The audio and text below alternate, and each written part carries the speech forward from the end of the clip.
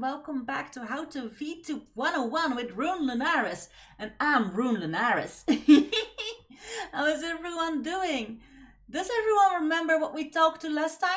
We talked about the streaming softwares and how to use them and that kind of stuff. Now, we also talked the time before that about different kind of VTubers. Remember PNG tuber, 3D VTuber and 2D VTuber.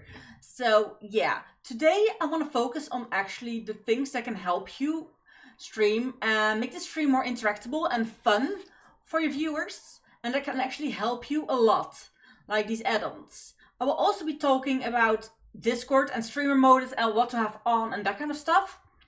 So yeah, I just want you guys to know I'm actually taking time to explain more about the games and that kind of stuff later. So yeah, for now, let's talk about dixper Studios. Yeah, let's start with dixper Studios. Okay, so this is dixper Studios. You can see I'm logged in with my Twitch. I'm not gonna show you guys that specific, but streaming setup, game detection, which is very handy to have. Voice and audio, alerts, bots, viewer discount, moderators, dual PC, help center. There is so much like widgets on this as well. But let's go to my collection. Like, make me do something. Those are things people use cards and they will pop up. Choose a raid target. I'll do some squats. Time to sing. What's your posture? Like, there's so much things your viewers can actually do with you. Like all of these things, when a viewer buys, like you have to pay for it a lot, and not a lot of money, but a lot of times you have to pay for it. Subs, I think, can get it for free, but you get skills, and those skills can actually have effect on your stream.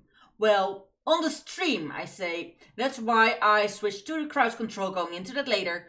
But dixper, actually, you have to buy the boxes and skills, and you can explore. There is a lot of different games that have different effects. Like the most popular are of course scary and the horror games and shooter games, but that doesn't mean that there are not other fun games and effects you can choose from. So this, I'm not going to show you all of it, but this is a lot of dixper. Go check it out. I will put a link in the description to dixper Studio if you want to use that. And then you can look up how it works more perfectly yourself. But it is a fun way to start out to have your community interact with you. So, bye! Now, next up is crowd control. Like I told about that in dixper. Let me show you crowd control. Now, this is crowd control. Why do I love crowd control so much? For the very simple reason, the things you change here actually change the game for you as a streamer. That's, in my opinion, the biggest difference between crowd control and dixper Studio. Like dixper Studio has an overlay that your viewers will see. And some things, it will also overlay on your screen, like color gradients it can do. That kind of stuff. However, crowd control can actually change things in-game. So, one of my viewers loves Skyrim when I do that, and I'm gonna open it. There. Then we go to Effects Manager, and you see here all the things you can do. You have 10% health, all of a sudden activate Scroll of Blizzard. So it's a lot of effects of actual in-game changes. Now that's amazing. Like Blue Weather, Cheers Tourism, I'm a damage player. One of my players actually, where is it? Oh, just know this. Conjure the duration, configure duration minutes. Okay, this is all configure stuff. I'm not gonna just touch that. You can change the coins it needs and the time it takes. Give potatoes, but you can by spawn a cow or spawn. You can kill the player. You can make it rain in game. You reset crime and aggression. Send player to jail. You can do so much, and this is just Skyrim. Like Skyrim has so much effects. Like spawn dragon, like I said, spawn drow. There is so much. Now there is of course a lot of other games, like a lot of the popular things will want to play Minecraft. Now I don't have Minecraft actually linked by now, but allow flight, annoying pop-ups, can't move, clear inventory.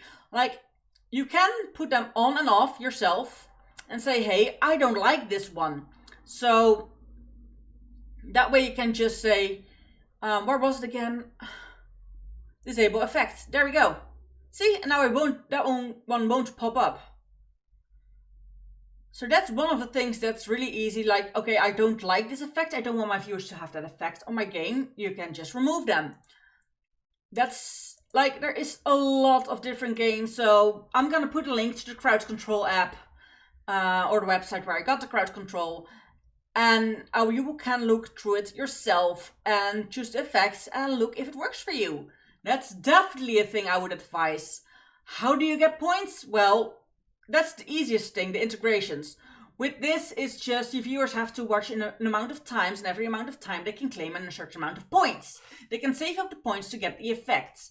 You can pay for the points, but it's not a must. You can earn them by just watching. So yeah, that's amazing. And every time you can by say claim 73 points. So every time they watch 30 minutes, they can claim 73 points. So that way you can make it interactable without your viewers actually having to pay for it and make it fun. Specifically, if you're a starter up, don't go immediately and ask your viewers for money. Try to make your viewer base first. So in that case, crowd control is also a great startup. Now, we're going to move over to the Twitch integrated throwing system. In other words, t.i.t.s. Now, welcome. This is t.i.t.s. Well, Twitch integrated throwing system. So you can connect it through here, connections menu. That's not a thing I'm gonna open. As you can see behind my 2D VTuber, there's actually a line out. I'm gonna move it real quick a bit. Where was it again? Here. Like this scale, you can move it around. Huh? Okay, so what you want is to actually have it line up with your VTuber as well as you can. Like have it a little bit even bigger than your VTuber. That's just preferably. There we go.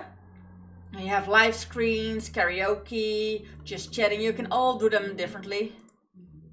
Now I don't really change much about it.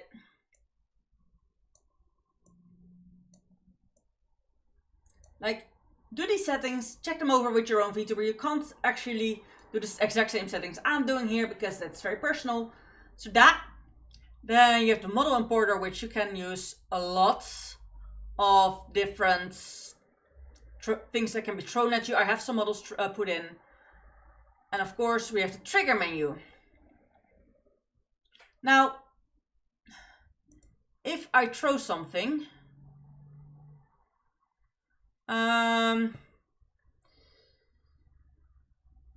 let's make it F3 for now, and then just do this. And if you click here, it disappears. But as you can see, there's still, you still see that. So, there we go. Okay, so as you can see, I have here this game. Now, if I open the things, I can. Oh yeah, it was F3. So if I push F3 now, there's getting stuff thrown at me, and my VTuber actually reacts to it. You hear the sounds. Like, that's amazing. That's a thing that will really help entertain your viewers.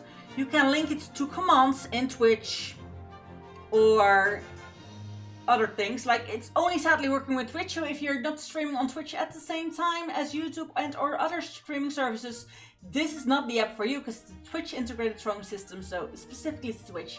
However, it's fun. You can use channel points or commands to make it fun. So that's the thing. If you want to do Twitch streaming, this is definitely a thing I would advise for as a VTuber.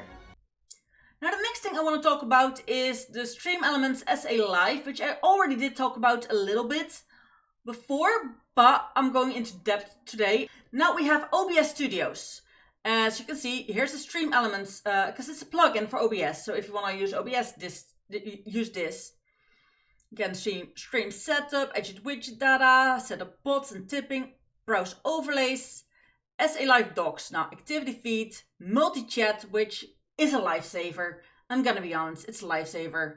se.live setup wizards, stream elements multi-streaming, which I'm using to stream to several platforms. TikTok chat, Twitch chat, and YouTube Stream Elements chat. Now, this one can actually have TikTok chat once you can TikTok. Streamlabs OBS can't. So that's the thing. Now we of course have the event emulator, subscriber, tip, cheer. So this all goes for all the platforms you're streaming on at the same time. Because that's mainly what Stream Elements .live does. It helps you stream to several platforms at the same time. Like you can see here, Twitch. You see there's 3 YouTube ones, there should only be 2. So if I try to stream now, I will get an error. I will just have to reopen OBS a few times until I only have 1 YouTube canvassing instead of default. Now you see all the other stuff is still sort of the same. The starting stream button will turn green. In normal OBS it will be gray, so don't worry if you use normal OBS and you're like, but it was green. No, it's actually supposed to be gray. Only with this widget it becomes green, because if you click it, you will open all the stream things at the same time. Let me do that.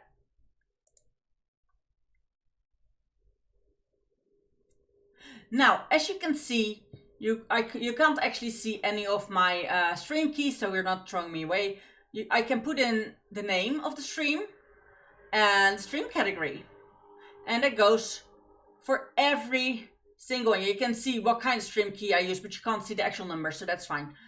As you can see, it will request yes or no a lot of time. Gaming, you can actually do that amazingly. You can also set it here and then start streaming. I'm not going to do that because I don't want to accidentally start streaming, so I'm going to shut this down again. But yeah, that's the Stream Elements. It's just amazing. However, some streaming services you can't stream to at the same time, like Trovo. That you can only do with Streamlabs OBS or Streamlabs Desktop, which is why I use it. So that was actually all the quick and easy integrations I know of. Now, I did say I wanted to talk a little bit about Discord before we're moving on to the next video. Okay, now Discord is definitely a thing. As you can see, I'm mostly showing streamer mode. I'm not going to show you all my chats and all my friends. I'm not going to dox any one of my friends or any of the servers I'm in. So we have enable streamer mode. You want that on. Automatically automatically disable streamer mode if OBS or XSplits are running on this computer. Now it also recognizes Streamlabs OBS, so don't worry. However, doesn't recognize TikTok Live, so do it manually. Keep that in mind. Hide personal information, very handy. Always have it on in case you accidentally open Discord and it will capture on stream. Then at least your personal information is safe.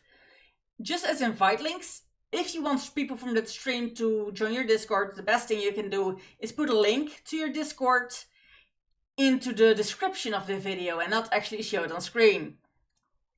Disable sounds, very handy. It saves you distractions, or you're like, oh shit, I need to respond to this Discord real quick. Yeah, that happens. Disable notifications, that will all only be when you're live. So as soon as you're not live anymore, all the notifications will come flooding in and everything you missed. So don't worry about missing anything. It will all come to you once you're done streaming. Now hide Discord window from screen capture. I obviously have that off because I need to show you guys this. But once you have it on, you can't accidentally, it's still there. You can't see it. So yeah, that's definitely a tip I would give to have. Like even if you accidentally open it then, no harm done. People on stream won't see it. So those are the streaming settings I absolutely wanted to talk about. Next time we're going to talk about finding your niche and all that kind of stuff. I'm looking forward to it. I hope you too. See you then. Group hug. Bye.